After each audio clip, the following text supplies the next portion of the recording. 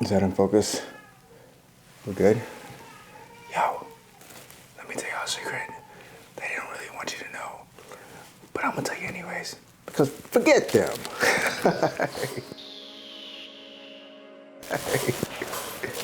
Oh, what's happening, what's happening? So check it out. We're gonna do the 3 best baits of March to catch redfish. Now, if you're new to this channel, I'm Lionel James, this is Lionel James Fishing. The one thing I love more than anything is catching redfish, whether that be light tackle or on the flat rod. But I love it and I'm pretty good at it. No, I'm just saying, slight flex. But let's talk about number 3. Now, number 3, this time of year, is a little bit of bait coming back in, and the water, sometimes what'll happen is it'll be cold in the morning and then it'll start to cook in the afternoon. That's pretty normal, but it still won't be as warm as you'd want it to be to get these redfish really active. So the first thing that I'm going to do and recommend, number 3, is live shrimp. It's not really a bait. Live shrimp or some type of shrimp pattern, right? Like I said, these are what I use, these are what I have. I'll use anything as a shrimp pattern because as long as it has scent, I think that I can catch a fish on it. But the reason why I'm using live shrimp, and that's number 3, is because of really right now there isn't that much mullet around. The pinfish are slowly starting to work their way back. And with that said, if there's mullet around, there's a lot of water activity. And with a lot of water activity, if something hits the water, these redfish aren't so skittish to like take off and leave. But right now, in the morning time, they're still very timid and skittish and very aware of what's going around, and very aware of what's going on around them. So having a presentation that's super, incognito, is that the right word? Or super, what's the word I'm looking for, you guys? Help me out here, having a bait that hits the water really lightly, like it's just a drop, right? And those shrimps will do that. And a shrimp is the perfect way if you're just getting started to actually work on your presentation too, because you would work a soft plastic or anything like that as you would do a shrimp, try to get it in front of them, lead them, all that kind of stuff. So with that said, these redfish are really feeding on still whatever they can get their face in front of. Is that making any sense? Whatever, because I wanted to say what they can get their hands on, but they don't have hands, so what they can get their mouths on, right? Crabs, shrimps, little shrimps, you name it right now, they're still kind of eating that. So number 3 is going to be a live shrimp or some type of live shrimp presentation. I guarantee you, you will catch some type of fish. Pinfish, trout, redfish. I'm not the expert, right? Let's move on to number 2. So check this out. With that kind of activity, depending on what part of Florida you're in, if you're down like in the central part of Florida, it's probably a little bit warmer than it is right now. So, I would really go with like, I don't know how to say this. I would really go with 2 baits at number 2. I would have them together. One is going to be a topwater, and the second is going to be one of my favorite, I'll throw this thing all day, is the Miradyne.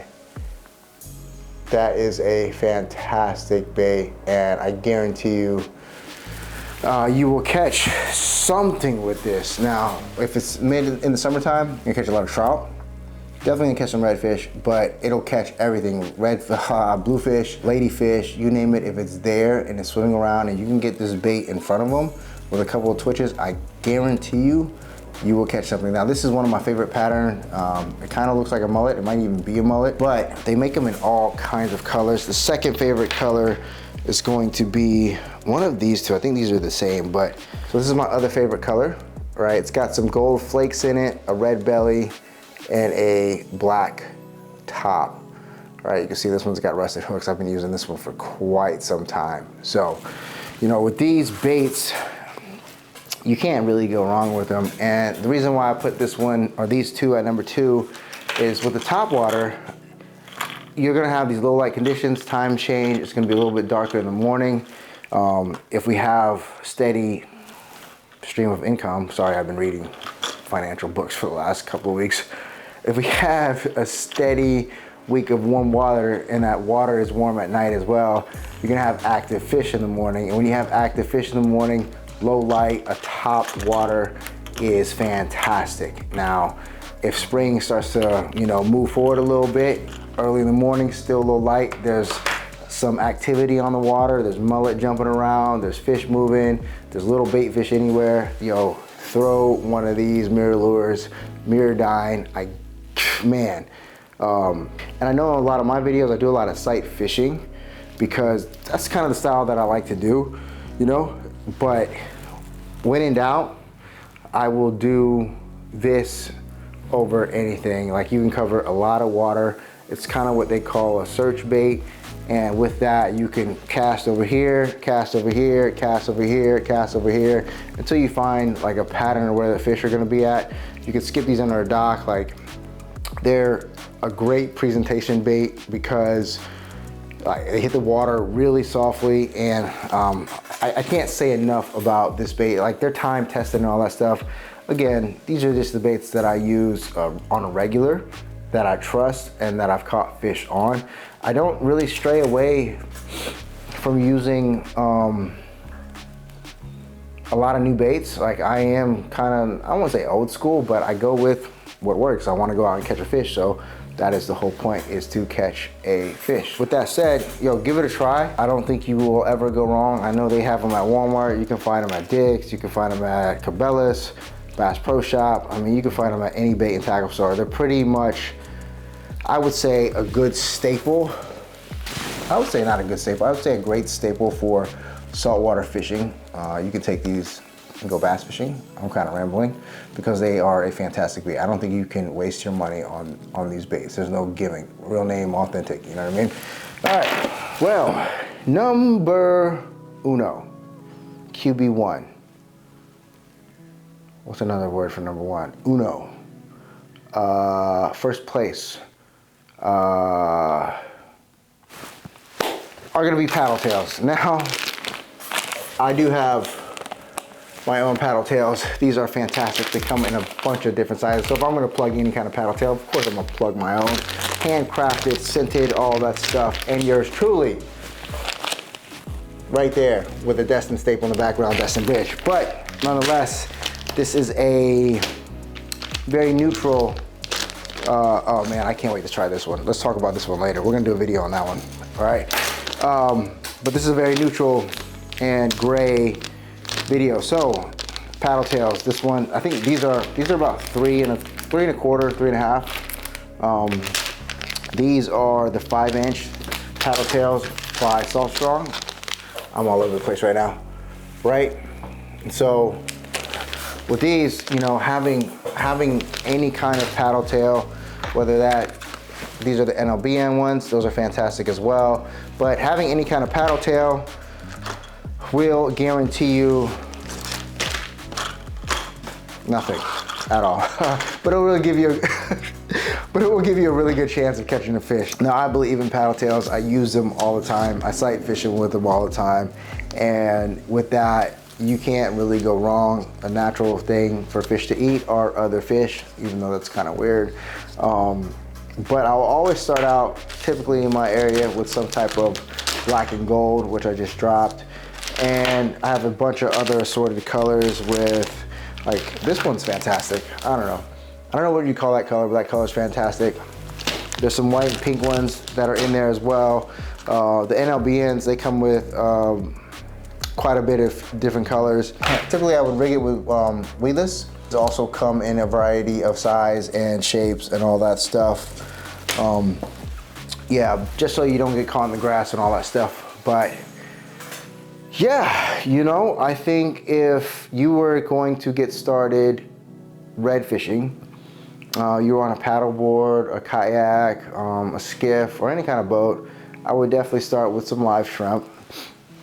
With that live shrimp, pitch it in the potholes, pitch it near the docks, let it sit for a few minutes. I would say 5 minutes at the most.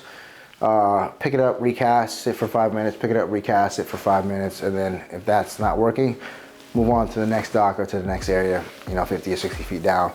Second, top water, mirror dine, mirror dean, however you want to say it, some type of twitch bait subsurface twitch bait that's gonna sink slow and give you an area to cover that's like mid-level from the top of the water to the very bottom, you know? So if you're fishing 2 feet, it'll give you that 1 foot under the water area.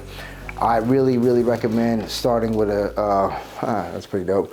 I really recommend starting with these kind of twitch baits. They're fantastic, they're easy to use. Twitch, pause, twitch, pause, twitch, pause, twitch, bite. A lot of times we get a twitch on the bite, maybe even the twitch. And the last is paddle tail shameless plug. Get yours at lionstailmerch.com. And these work fantastic. I always start with the gold, and then I work with the different colors. And speaking of that, I don't do much of different colors on this channel. And how am I gonna say try different colors when I don't try different colors? So we will be doing a lot of different tests throughout the rest of this year with different color paddle tails, bright pink paddle tails, neon, all that stuff. I don't think I've ever used like a neon green color bait, ever. Unless it's like a top water, but for redfish, never. Like I said, I stick to what I know. And maybe that's why I haven't caught something in a while.